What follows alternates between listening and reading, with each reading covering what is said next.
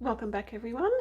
Time to chuck some gloves on and we'll have a look and see what's happening in the hungry bin. So I did top it up with a lot of the worms that I got from the compost bins there. I put that bucket in there and I actually got quite a lot of worms out.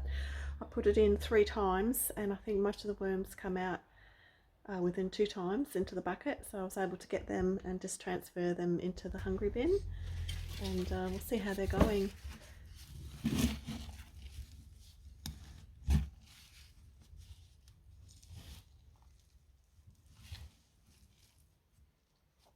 Oh yeah, nice little worm ball. See around there, avocado.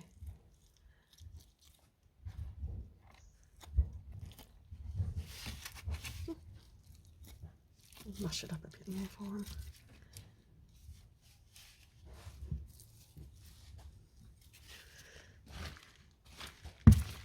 What I might do is go and get my airer and just come and just aerate the bin out. So I generally like to harvest the hungry bin all at the same time. Just mind your ears. And instead of just waiting for the castings to come out down in here, I like to just do the whole lot in one hit. So it gets to a point where, you know, everything's ready at the same time. So I just twirl that around. It's a bit hard doing, doing it with one hand.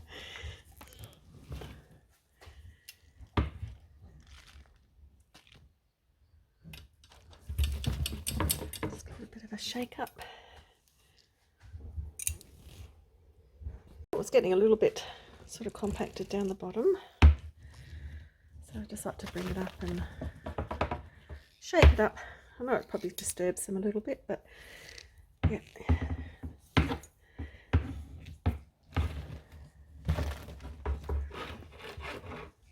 It's good to fluff up the bin.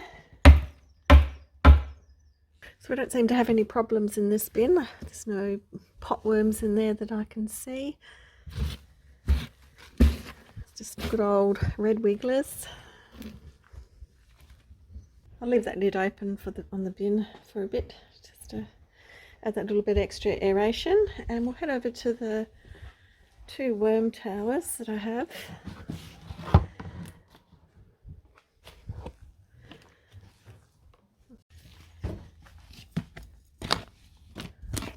This one's probably going to be ready to harvest as well. It's getting that sort of castings feel to it. You don't always have to wait for them to be full castings. Got something growing there.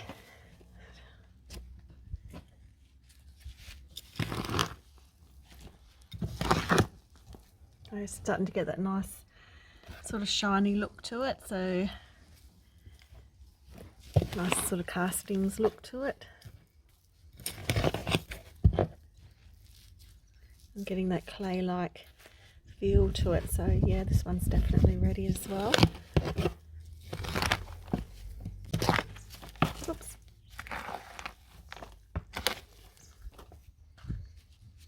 And I have I've got sort of 6 layers here, so they're both probably ready to harvest.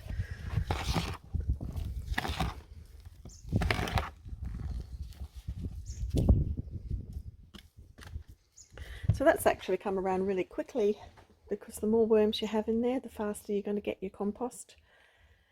And so yeah, I've got these 2 bins to harvest, plus the hungry bin is getting very close as well. So it's always good to sort of top everything up and top up the garden beds, kind of ready for winter.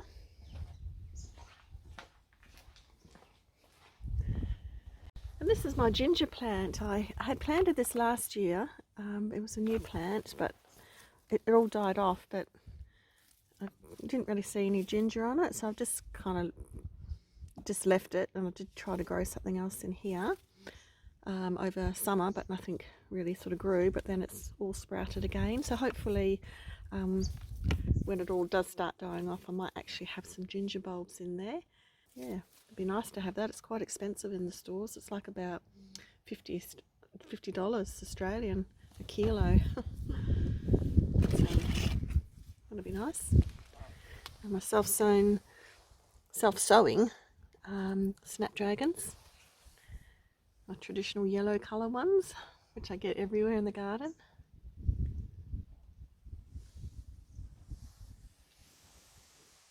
This is my Benjamin ficus tree. Don't know if you say ficus or ficus. I did repot this not so long back, and I've had this for maybe about 25 years now. I've had this, and I have had some little birds' nests in here before, and obviously they find it quite a safe little haven in here to lay their little eggs, the New Holland honey eaters. But yes, definitely I love this plant. It's very temperamental. You don't want to just be moving around. If you find a spot and it likes it, keep it there. Otherwise they just get stressed and they just drop all their leaves. And yeah, it's beautiful. So we go over and we'll just have a look. I need to trim up this sunflower tree again. It seems to just be abundant with new buds on it. It's just been flowering and flowering. The more I cut it back, the more it flowers. Never seen anything like it, to be honest. So I'm just using these scissors. The bees are still loving it though. They're still everywhere on it. Still new growth, new buds everywhere.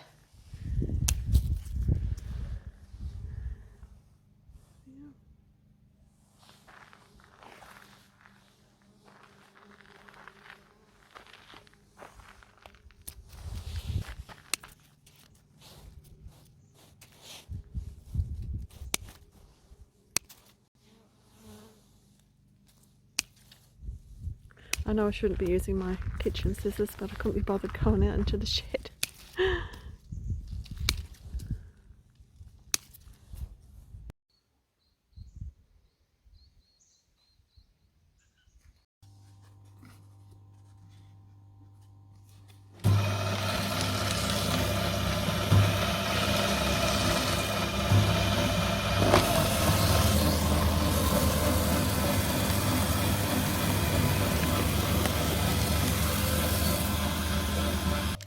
So this new paper shredder that I've got, it cuts up to 10 sheets of paper, A4 paper, but I just find I put 9 in and it seems to struggle.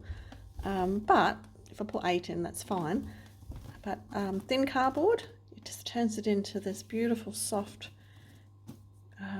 very light and fluffy micro cut pieces. It's just so tiny and great in the worm farms, even as a mulch around in your garden, which I will be using today. And this paper's not super, sorry, this cardboard's not super thick, but it's still cardboard. And when you bring things home from the grocery stores, you think, oh, well, I've got extra boxes here. I can shred it up. So I'm really happy with this. And yeah, it does a great job, I think.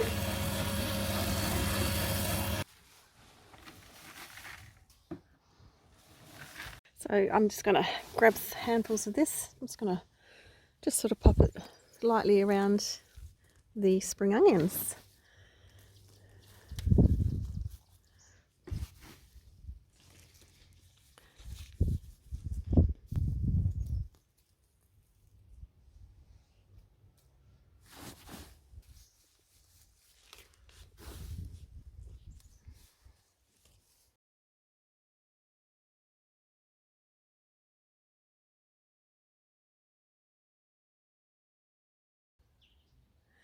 And so we're just here. I planted those green beans only a few months ago now, and I've come out and haven't really sort of looked at them that much, but it's got green beans on them.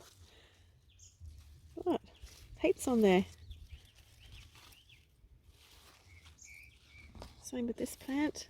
It's like, yeah, nice little bunch of beans on there.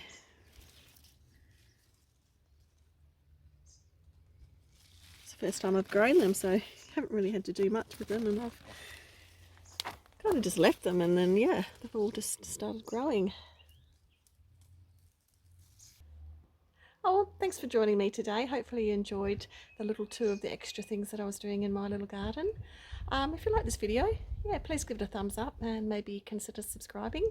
Thumbs up are free, subscribing's free, and leave a comment if you like. Okay, until the next video, thanks for watching, and we'll see you then. Okay, bye.